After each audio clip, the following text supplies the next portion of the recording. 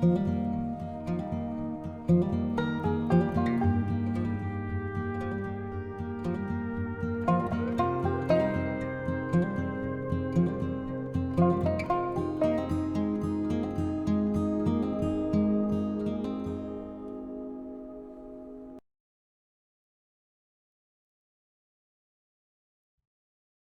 Wednesday evening. This is our first Wednesday evening service, and we're so glad that you were able to tune in and be a part of what we're doing here at Crosspoint. And I'm so thankful that you chose to come today.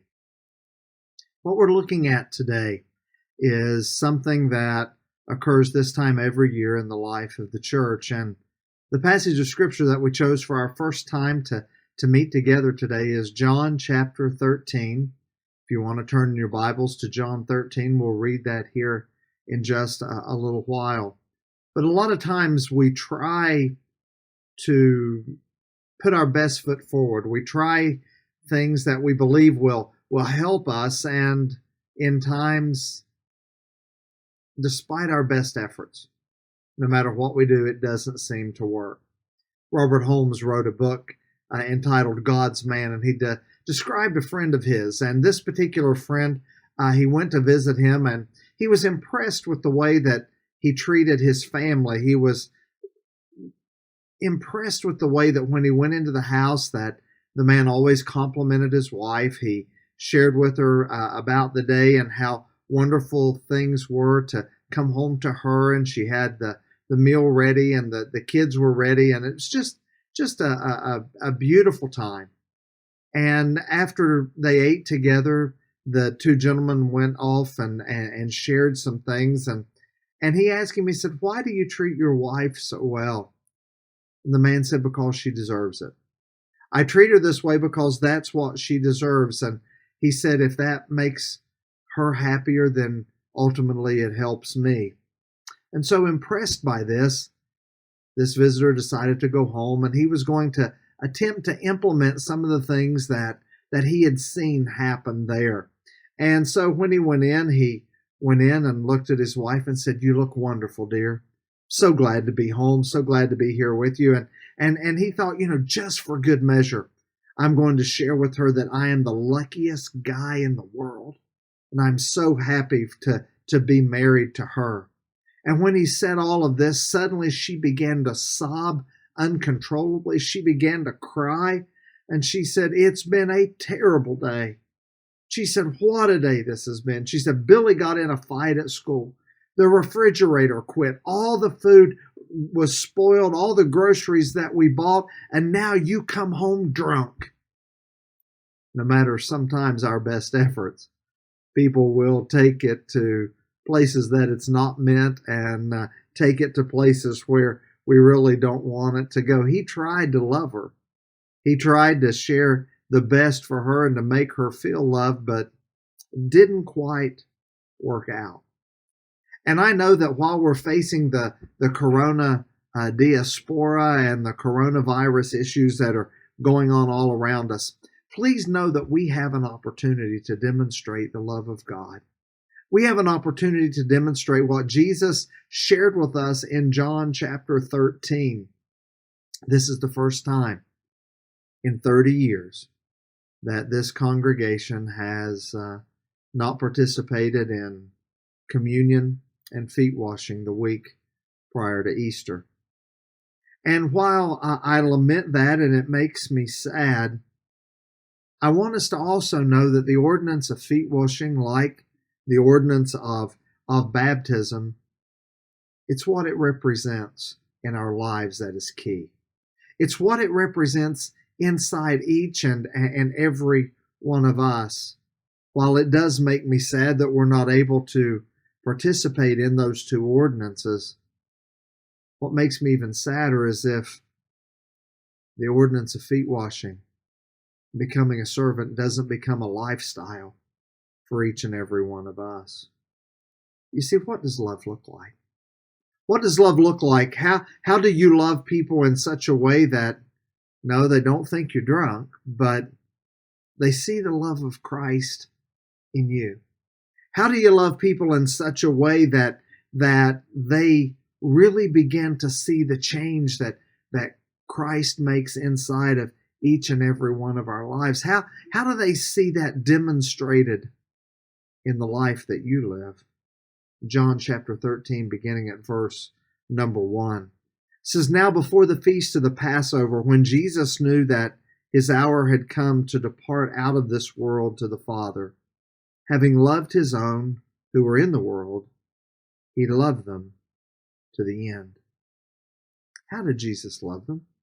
What did that look like? When Jesus loved people, what did that look like? Let's go on in John 13, beginning at verse number 2. It says, "During the supper, when the devil had already put into the heart of Judas Iscariot, son of Simon, to betray Jesus, knowing that the Father had given all things into his hands, and that he had come from God and was going back to God, rose from supper. He laid aside his outer garments, and taking a towel, tied it around his waist.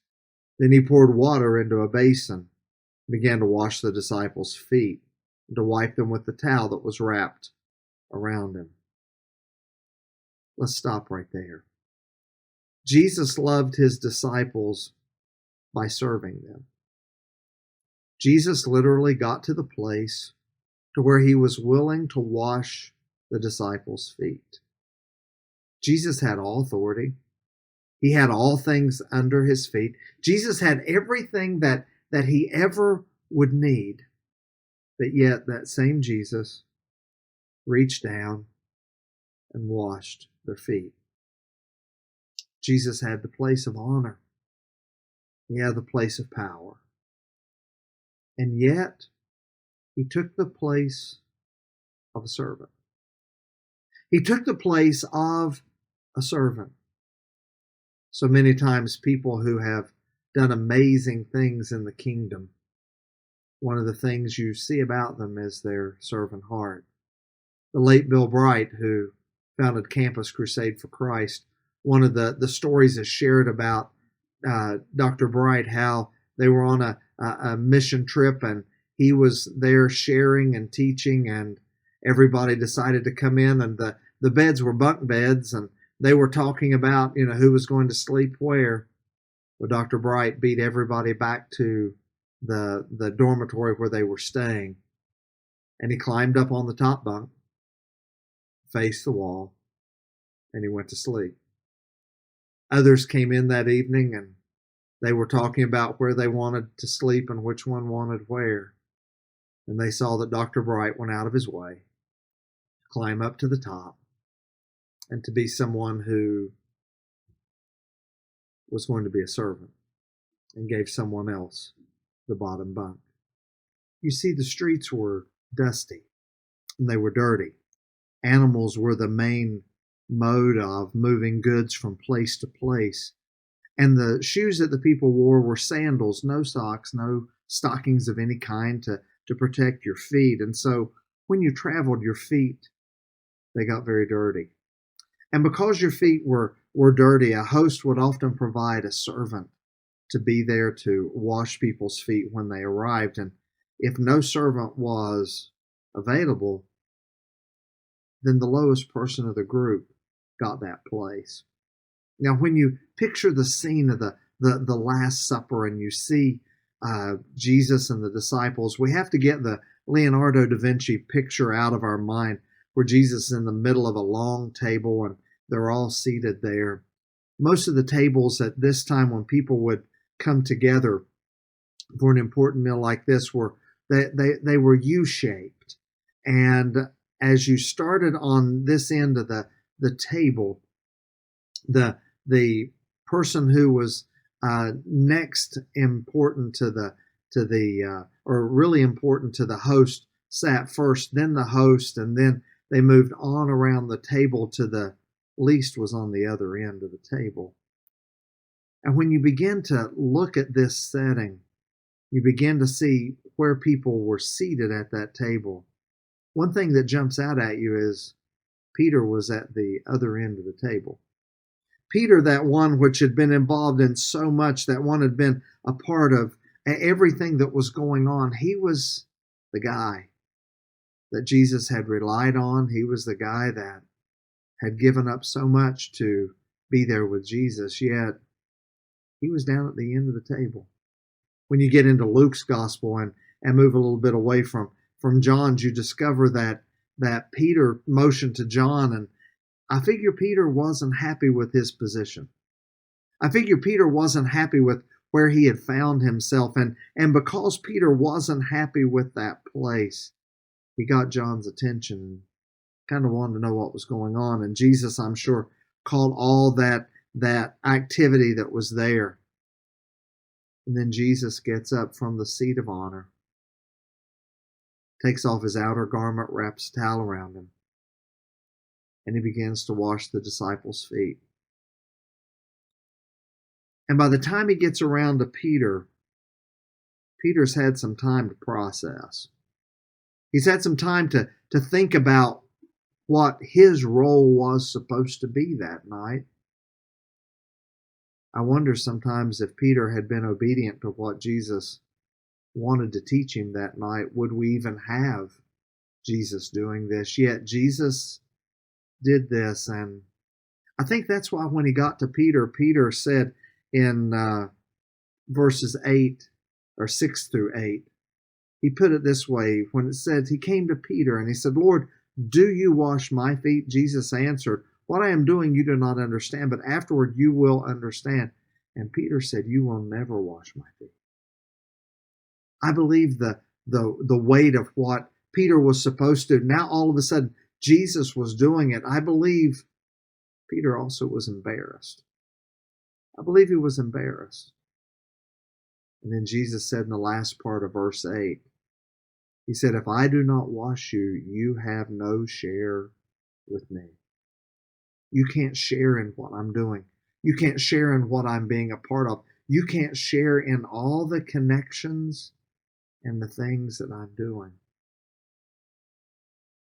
And then Peter, feeling convicted, jumped in at verse 9 and said, "Lord, not my feet only, but also my hands and my head." And Jesus said to him, "The one who is bathed does not need to wash except for his feet, but is completely clean. And you are clean, but not every one of you." For he knew who was going to betray him. That's why he said, "Not all of you were clean." And Jesus said, "Peter, you don't need a bath. You just need this area of your life cleaned up. You just need this area of your life cleaned up. Peter, you've still got some pride to deal with.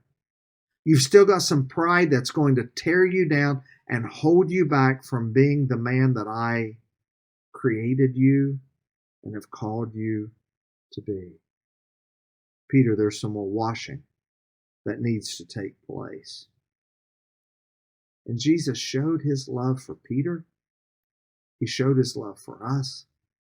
He showed his love for all of those around him by taking the part of a slave and serving those under him. So many times, people of power ask themselves questions: do people want to be around me just because of what I give to them? Do people want to spend time with me because this is what I can offer them, or do they want to be around me just because they like me? There was a story told of a king who fell in love with a humble maiden. Soren Kierkegaard shared this, the first place that I ever read it. And he was a great king, and he had everything that he would ever want. Statesmen wanted his attention. Foreign states trembled before his power, and he knew that they would send ambassadors to the wedding.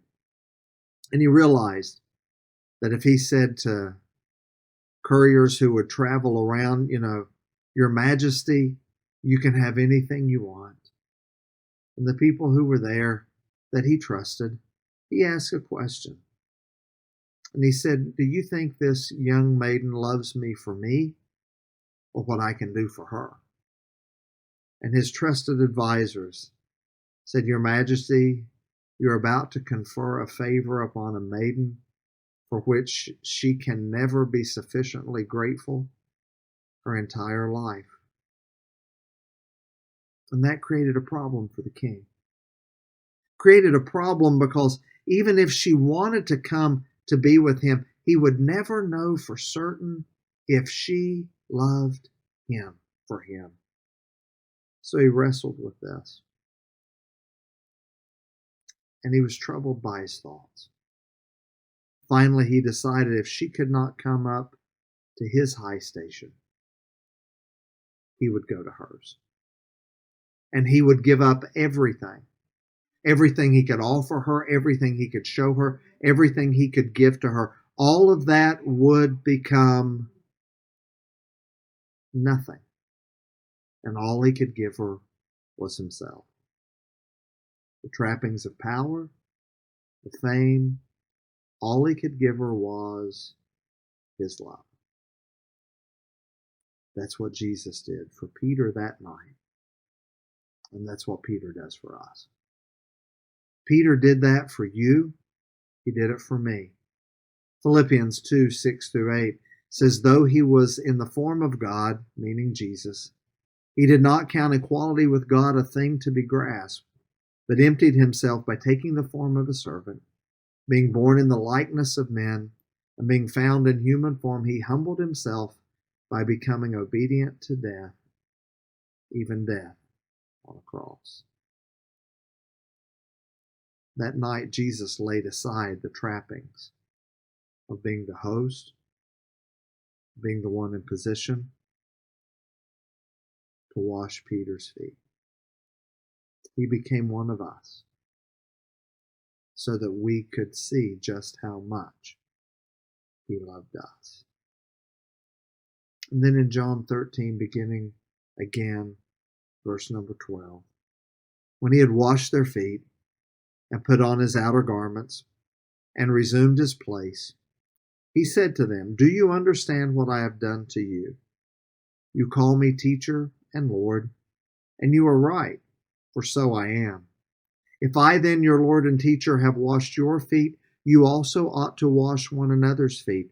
For I have given you an example that you also should do just as I have done to you. Truly, truly, I say to you, a servant is not greater than his master, nor is a messenger greater than the one who sent him. If you know these things, blessed are you if you do them. The old King James said, happy. As we lead into Easter right now, do you want to be blessed? Do you want to be happy? Do you want fulfillment in your life? Then serve one another, because happiness and fulfillment are not found in places of wealth, nor are they found in places of power, but they're found in places of service. I'll never forget a Roman Catholic priest who served here in Beckley, a good friend of mine, Sam Sakis. Sam shared with me a number of things on different occasions. And one of the things Sam shared one time was we were at a meeting of pastors, and he said, guys, I want to share with you, service always unites. Service unites. Jesus understood that. Jesus understood that the coronavirus was going to set up opportunity for people to serve. Was going to set up opportunities for the church to be able to step out into the troubles and the issues of life and be able to serve. And if you go back through history, you see time and time and time again where the church always stepped up and served during these times. The church always came along and came alive in moments of crisis. When the plague hit in the 3rd century AD, when it hit in the 17th century in Europe, when all of those things began to happen, the church stood together. People banded together to care for the sick and the hurting and the dying. They risked their lives. because they knew that for a believer in Jesus Christ, this was not the end, and that they would be able to get to the place where they could serve others. They took precautions as best they knew in those times, as we should today. Yet what I want you to know today is, what opportunities do you have to serve? Look for those. We've talked about this on Sunday. I would really appreciate if you would share with us how you've served those in your community, how you've cared for those around you, that you would send in those stories, because I want to share those stories with this congregation. Serve one another. Humble yourselves. Just like Jesus gave us the example by washing Peter's feet. Whose feet can you wash? Who can you serve? Who can you help? Who can you reach out to? Might even be serving those who don't even like you. Jesus did that for Judas as well that night. He washed his feet as well. Time and time again, we see where God gives us opportunity to be able to love those around us and to serve. As we go into Easter, who can you serve? Who can you serve? Not just because you're going to share it, but who can you serve the way that Jesus served us in providing salvation for us? As Jesus said, if I, your Lord and Master, wash your feet, you also should wash one another's feet. I have set an example before you, and you'll be happy if you do it. May God bless you.